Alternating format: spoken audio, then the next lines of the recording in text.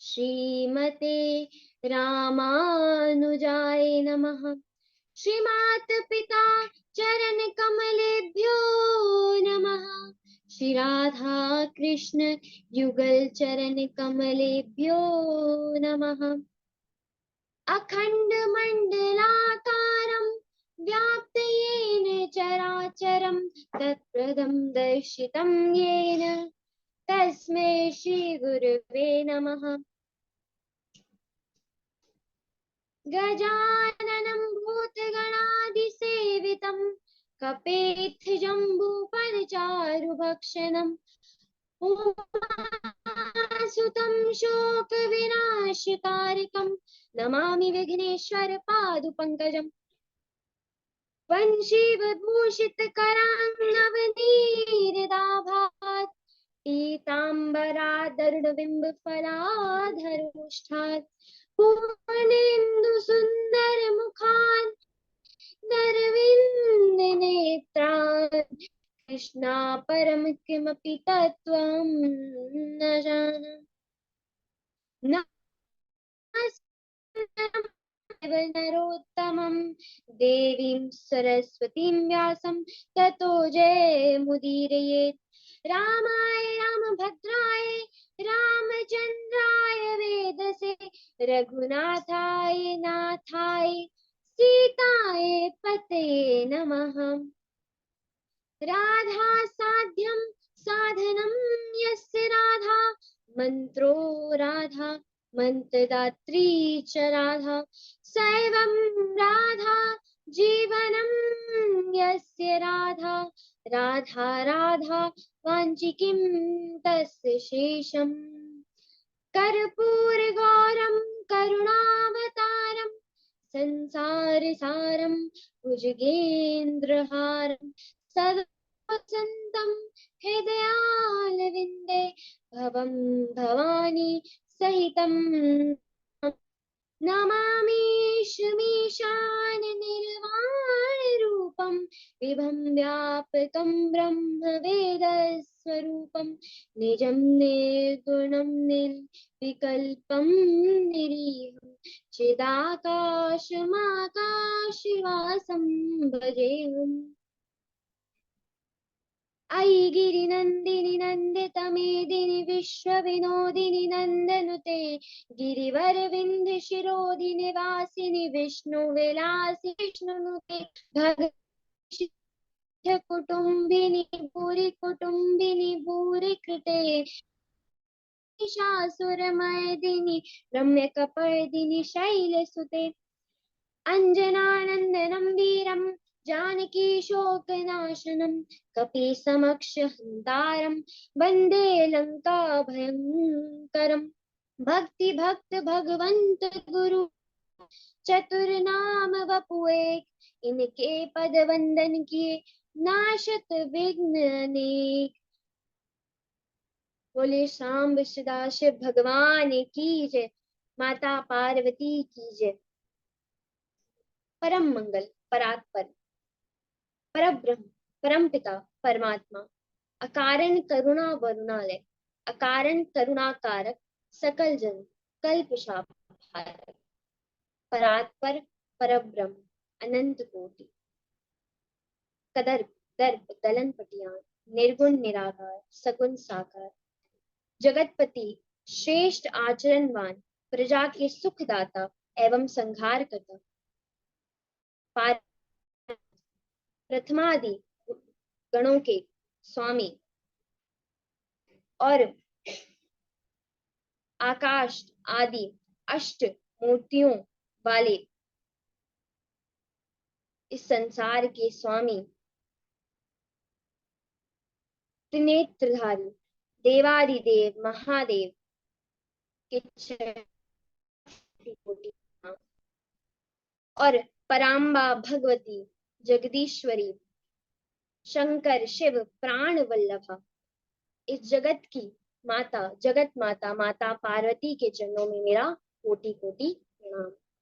आप सभी श्रोताजन आप सभी भक्तजन जिनके हृदय में विराजमान श्री राधा माधव सरकार श्री सीताराम सरकार एवं माता पार्वती एवं बाबा भोलेनाथ जिनके चरण, जिनके हृदय में विराजमान है, उनके चरणों में मेरा प्रणाम। सिया राम मैं करहूं प्रणाम, जोरी जुग पानी। हम सभी इस शिव महापुराण, जो भक्ति का स्तोत्र है, जिसके श्रवण मात्र से हमारे हृदय में प्रभु बाबा भोलेनाथ, देवादिदेव महादेव, भगवान रुद्र, बाबा महाकाल के चरणों में रति उत्पन्न होती है। देखिए, रति और श्रद्धा अलग वस्तु होती है, इन्हें कभी एक मत मान लीजिए। क्यों? अगर श्रद्धा ना होती तो यहाँ जुड़ के कोई ऑनलाइन के माध्यम से कोई कथा ना सुन रहा होता। तो श्रद्धा तो सबके हृदय में है, और श्रद्धा जीव जैसे ही संसार में आता है, क्योंकि ईश्वर अंश जीव अविनाशी, ये उस परमात्मा से जुड़ा है, इसलिए उसके हृदय में श्रद्धा तो होती ही है, पर इसके हृदय में रति रुचि वो लानी पड़ती है। तो ये रति कैसे आती है? जब आप उन परात्पर परब्रह्म बाबा भोलेनाथ, शाम सदाशिव भगवान की कथाएं सुनते हैं, जब आप ये शिव पुराण सुनते हैं, तब आपके मन में रति आती है। और साधारण भाषा में समझाया जाए कि रति और श्रद्धा में क्या फर्क है, क्या अंतर है, तो ऐसे समझिए, मैं महाशिवरात्रि का व्रत रखती हूँ, ये मेरी श्रद्धा है। मैं एकादशी का व्रत रखती हूँ, ये मेरी श्रद्धा है। मैं बाबा भोलेनाथ के सोमवार 16 सोमवार का व्रत रखती हूँ, ये मेरी श्रद्धा है। पर वो तो श्रद्धा का विषय हो गया। अब रति क्या है?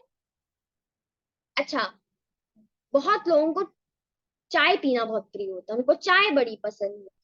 तो बताइए, जिसको चाय पसंद, किसी को कॉफी पसंद हो, किसी को कुछ, अगर आपको चाय पीनी है तो आप क्या मुहूर्त निकालते हैं, कि डेट निकालते हैं, कि तिथि निकालते हैं, कि नहीं 10 अप्रैल शाम के 9:30 अच्छा मुहूर्त है, इस समय चाय पीनी चाहिए, इस तिथि को पीनी चाहिए, अष्टमी को पीनी चाहिए, नवमी को नहीं पीनी चाहिए।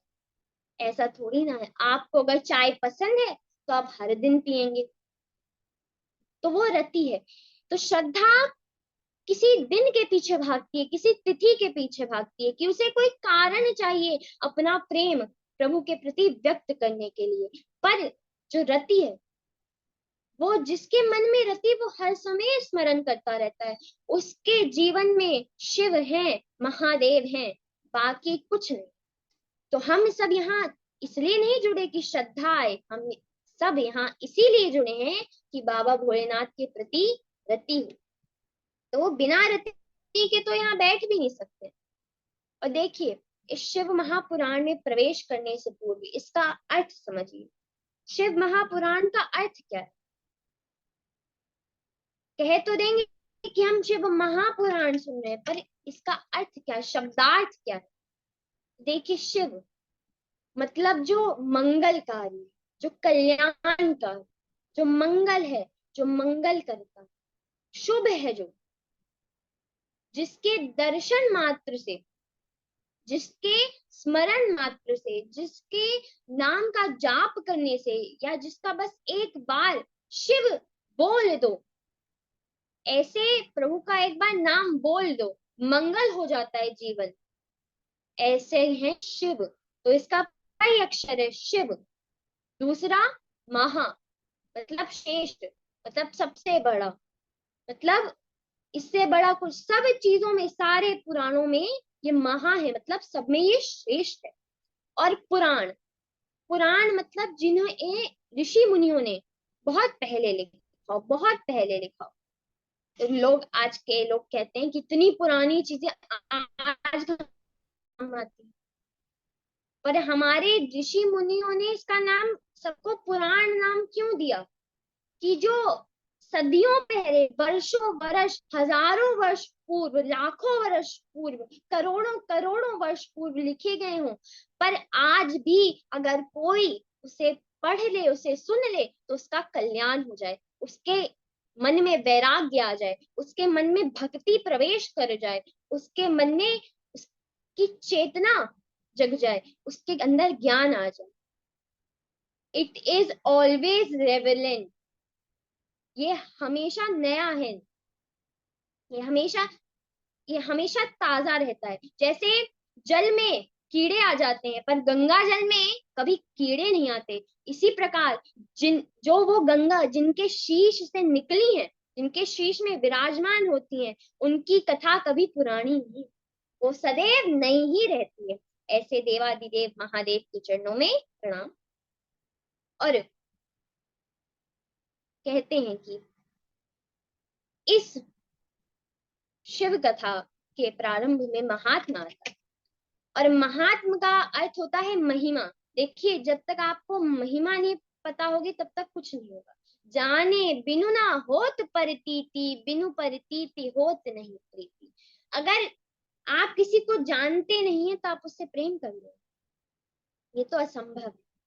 उदाहरण से समझिए, आप रास्ते में जा रहे थे, जाते जाते आपका पैर एक अंगूठी पे पड़ा तो आपने उठा लिया, तो आपने उठा के देखा, अच्छी अंगूठी है, कुछ बड़ा सा नग है, तो आपको लगा अच्छी है, चलो रख लेता हूँ। आप उसे अपनी जेब में डाल के आगे चले।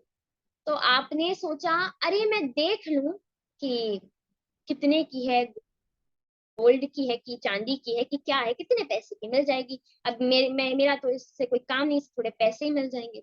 आप एक दुकान में गए, वो थी एक अ, जो वो होती है ना स्वर्णकार की दुकान, ज्वेलरी शॉप, आप उसमें गए और आपने दी। उस व्यक्ति ने देखा, परखा और कहा, अरे भैया, तुम्हें ये कहाँ मिली? तो आपने बोला, रास्ते में पड़ी थी, मुझे मिल गई। अब जल्दी से बताओ कितने की है? मुझे लगता नहीं 500 1000 की होगी, उससे ज्यादा की होगी नहीं, तो मैं चलूं। तो वो कहता है, अरे भैया ये करोड़ों की अंगूठी है, इसमें जो हीरा लगा है, इसमें हीरा है, ये कोई ऐसा नगवग नहीं, हीरा है। तो आपने उसके हाथ से छीनी और उसे अपने हृदय से लगा लिया। ऐसे आप इससे, जब तक पता नहीं था, जब पता था ये सिर्फ कोई नग है, बस इसे छुटकारा में दे, पर जब पता चल गया ये हीरा है, तब हृदय से लगा लिया। यही है महिमा। जब तक किसी चीज की महिमा नहीं पता होती, जब तक पता नहीं ये हीरा है, तब तक उस पे नजर नहीं जाती, तब तक वो दिखती नहीं। उसकी महिमा इसलिए बहुत आवश्यक है। इसलिए कहते हैं महात्म गान पूर्वकम श्रद्धा भवती, इसलिए महिमा की, ज्ञान की प्राप्ति बहुत आवश्यक है। और इसके महात्म के पहले श्लोक में श्री वेद व्यास जी लिख रहे हैं क्या, सच्चिदानंद रूपाय भक्तानुग्रह कारिणे माया निर्मित विश्वाय माहेश्वराय नमो नमः। क्या? सच्चिदानंद